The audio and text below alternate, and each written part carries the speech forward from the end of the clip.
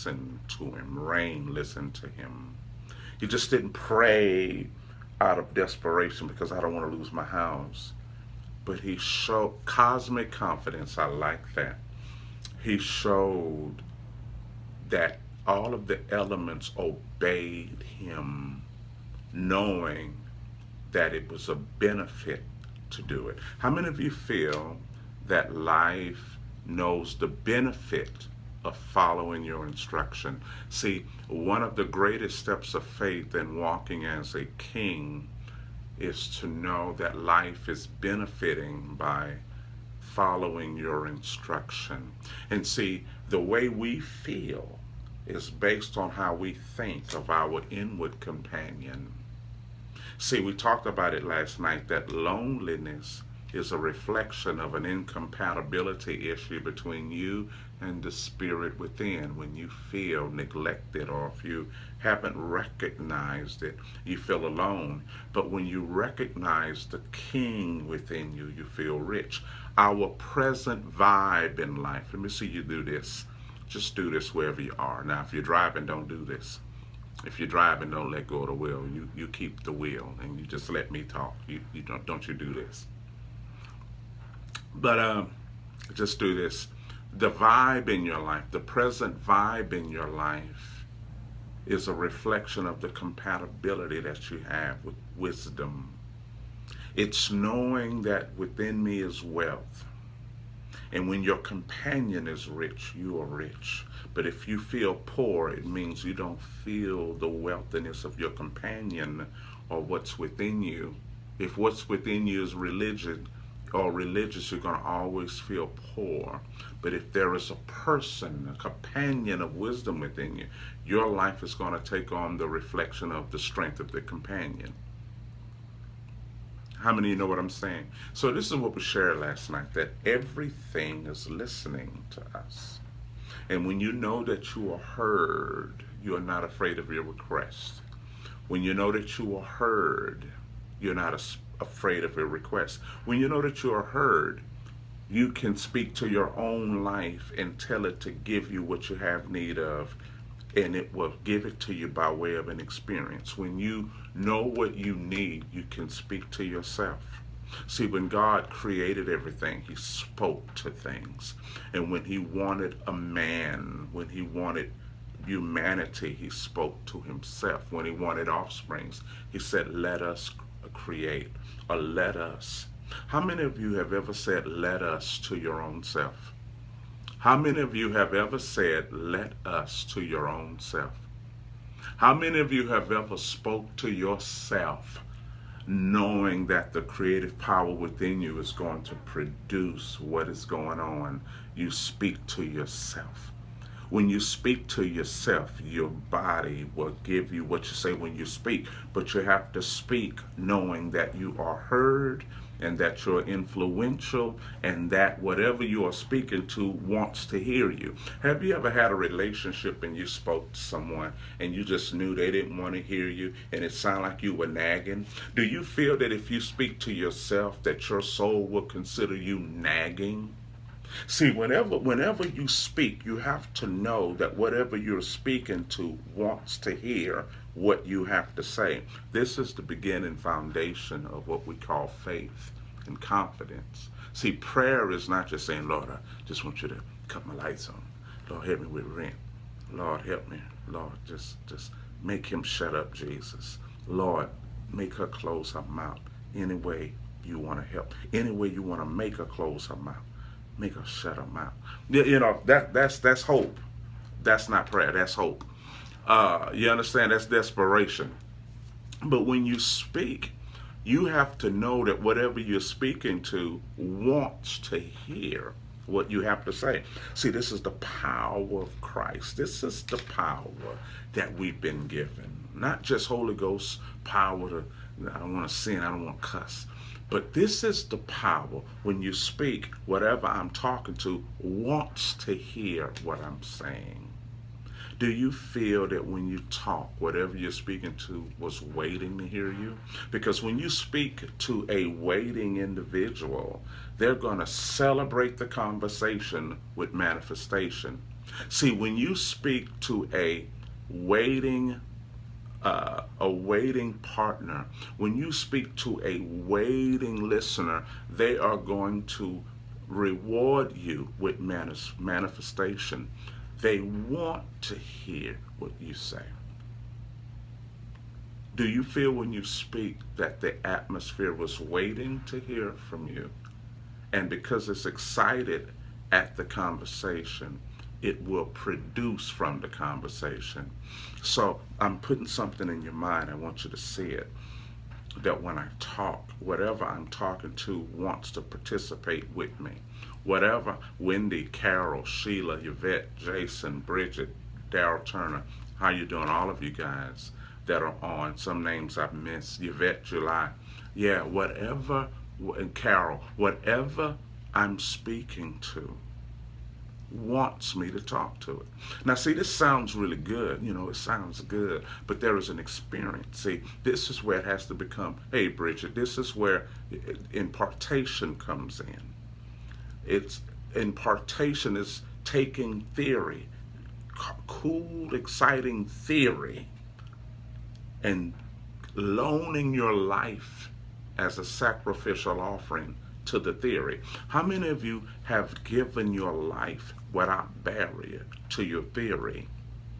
See, in order for your theory to become true, you have to give your life over to the theory. You can't have a safety net and have theory, because theory will never become impartational when there is a safety net and you just have empty theory of good talk and good rhetoric. But if rhetoric is going to become revelational, you're going to have to give your body over as a guinea pig to it. Let the theory try you. How many of you are allowing your theory to try you? You are allowing what you know to try you. If you're going to walk into this divine image, because you just don't obtain a divine image, you are already the divine image, and the Father is creating experiences for you to activate the practicum in it, the tangibility of it. You're moving from gift to a lifelong impartational power that will last for the rest of your life and death.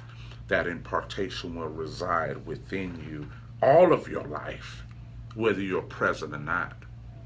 So you have to know that everything is listening to you and that it wants to hear you. That's the thing that Jesus mastered. He knew that everything wanted to hear him. The elements wanted to hear him more than people, so he could speak to rain and he could speak to fish. He got his taxes paid from a fish. And I wrote this in one of my books, that I believe that somebody dropped a money sack years ago and this fish swallowed it. And it just swam and swam, waiting for the divine vibration or a command that would lead him to the net where Peter was. He was waiting for it. Jesus said, oh, the first fish you catch is how money's in it. He had this feeling that it's over there. He had this absurd feeling that, oh, just go catch a fish, it's in there. He just had it. And it looks good to read in the Bible, but how do you create this reality in your life, in your practicum? So you have to know that when I speak, everything wants to hear me, and it hears me without any preconceived notion of who I am. In other words, the atmosphere will listen to me without considering what somebody else said about me. Because one thing about purpose and destiny, it only responds to your voice. Purpose and destiny doesn't listen to anybody's rumors concerning you, and they could be true. But destiny will never listen to anybody's accusations about you. That's one thing about the atmosphere. It's non-biased. It's not influenced by people's opinion. It knows you, whether you're perfect or not, or a fool or not. It knows you. The atmosphere knows you, and it knows the divine vibe that God thought when he created you. It only responds to the vibe of God. It doesn't respond to anybody who hates you. So your haters have nothing to do with your purpose, because destiny doesn't listen to them anyway. The atmosphere doesn't hear any preconceived notion. But you have to know that I'm heard, and it's not struggling to hear me. And it wants to do what I ask it to do. See, this is the seed of confidence. Let me hear you say seed of confidence. So before I go, ask yourself, do I really feel this way about myself? Do I really feel this way about myself to the point I will give my life to it? I will invest my life as an offering to my theory in order for it to become the truth. I will invest my life. I will invest my life to my theory in order to create the truth with it. You understand? Yeah. Do you feel heard? Because your life confidence is based on how you've recognized your inner companion, your confidence. Thank you so much. Bless you. Your confidence and your vibe in life is a reflection on the confidence you have in your inner companion. How do I feel about my within? That's why Jesus said the kingdom is not over there, some church service. It's within you. The kingdom is within you. It's within you. I feel that when I talk, I'm heard. And that's how you know and activate your son of Godness. I'm an offspring of God. And when the atmosphere sees me, I can say without doubt that it feels that it's looking at God. It's not looking at a Christian or a Baptist or a Kojic. It's looking at a God reflective, and I'm not ashamed to know it. See, when there is an inner shame in your glory, it will contaminate your confession. When there is an inner shame in your self-perception, it will contaminate your reception and your decree. I contaminate the confidence of my decree by shame. That's why the scripture says, if you deny me, when Jesus said, if you deny me, I'll deny you. It's not a matter of if you're at the gas station and you're scared to say you saved.